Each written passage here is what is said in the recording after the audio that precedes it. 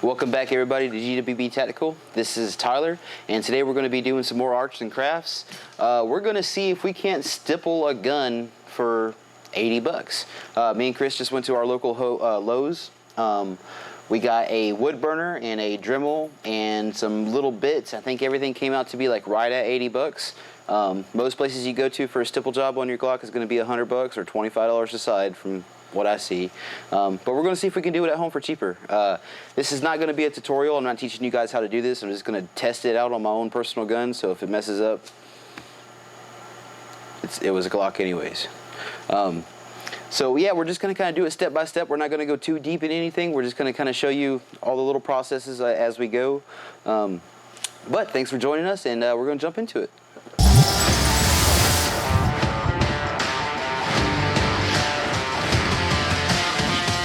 Alright guys, for the first order of business, all we're going to go do is going to knock down all this texture, try to get down everything as flat as possible. Not going to go too deep. This is my first time doing anything like this, so I am kind of nervous. That's what she said! But we're going to see how it's going to come out, so I'm going to go nice and slow, and I'll kind of give you guys some updates as we go.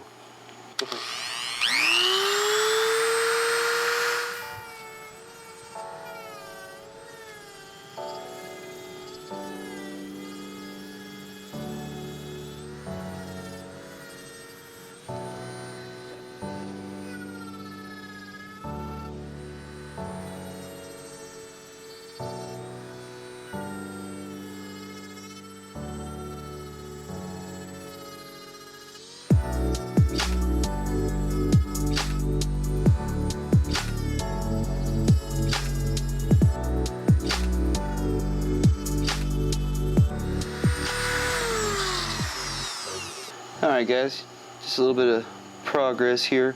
As you can see, it's not too crazy. I'm just knocking it down. I'm getting rid of the finger grooves and stuff like that. So I'm just kind of going nice and slow and just taking my time. Like I said, this is my first time, so I'm still learning the material. I did practice on our little dummy gun here, but just in case the materials aren't the same, I am just kind of going really slow, just taking off a little bit at a time, not doing nothing too crazy. I don't want to get ahead of myself at all. So that's where we're at. We'll be back in a minute. Alright guys, so I got down everything knocked down that I think I wanted to. I got my grooves out right here. All that looks good. I'm going to go through right quick with a little buffer wheel just to kind of knock down all that flashing. And then the next step I think is probably going to be go through and do our borders. And I'll show you how I'm going to do that. But that's what we got so far, guys. Don't kill me, man. This is like my first time, so not too bad. Still one piece at least. Alright guys, I got everything knocked down nice and flat. I went through and started tracing out my borders. Now I'm going to go through and kind of make them a little bit nice and neat and pretty. But I got everything laid out the way that I want it. So now I'm just going to go through, make those a little bit deeper, more defined. And then I'm going to go back and recess everything away from those borders. Alright guys, I went through, I showed you, I laid out all my borders. I went through and dug in all my borders as well as I could. And then I tried to recess the borders off the edge just a little bit. I tried to. Honestly, I'm trying to favor on the side of caution because I don't want to go too deep. Like the second I took down all the material that I was taking off in the first place, when I gripped it up, I could feel how thin it got. So I'm trying not to go too far. Like I said, this is my first time, but I got the borders, so now I'm kind of going to go through and start like a pre-border with my stippling. So I'm just going to follow my border right quick and just do a couple little pinholes just to kind of get it going. And then I'm going to turn around and come back and do the field and everything. So we'll catch back up with you in a second. Alright guys, I went through and did a tight little dots Alright. around the border just so I can get a little bit tighter with my pattern. The pattern I decided to go with, I think is called Random Big Dot. So I'm going through with a little bit bigger, more rounded burner this time around. And now I'm going to go back through and start filling in all the gaps with a little bit thinner holes and stuff like that. But that's the progress so far. All I've done since our last little update was go through and burn in all my borders as best as possible. Try to keep those as tight as I could. But the bigger dots, I just kind of splayed them out randomly. I tried not to follow a pattern. I started to right there, but I wanted to go for a little bit more random look, so that's what I decided to do. But all right, guys, we're getting close to the end right here.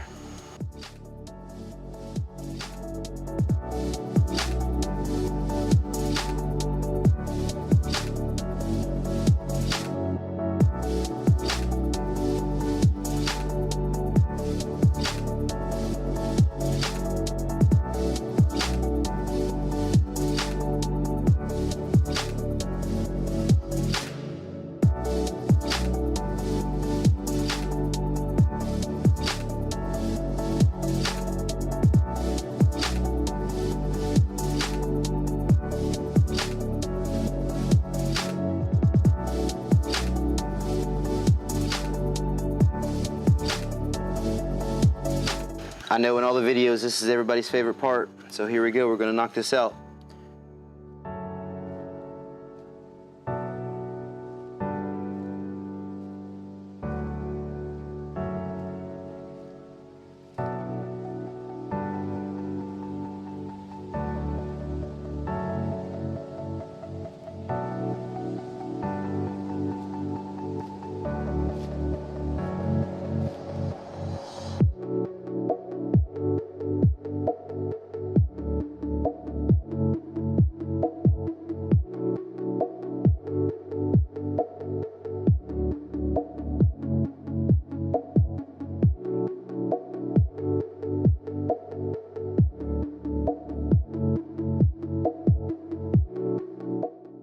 And ladies and gentlemen, we have a stippled Gen 3 Glock 19. Not too bad if I don't say so myself. Now for me at least, this is my first go around, and I think it came out pretty damn good. I'm pretty happy with that.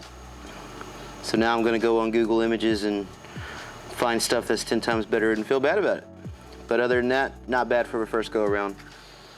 Alright guys, don't freak out. The gun has been safety checked. We're all clear. There's no ammunition anywhere on set. But it is absolutely possible to stipple your pistol for 80 bucks. Like I said, we went up to our local hardware store, grabbed up all kinds of things, and then I think it's been about 4 hours worth of time. There are a bunch of things I definitely do differently next time. But I am looking forward to next time. Now that I know it's not that bad, it's pretty easy, simple to do. Definitely going to be doing this to a whole lot more of my stuff. Go and check out our link tree down below. We have links to all of our other platforms and social media that we're on. Please give a like, comment, subscribe, tell your friends, let us know what we did right. The real guys who do this for a living, don't kill me. Like I said, it's my first time. But we always appreciate you guys. And always remember, who's got your six?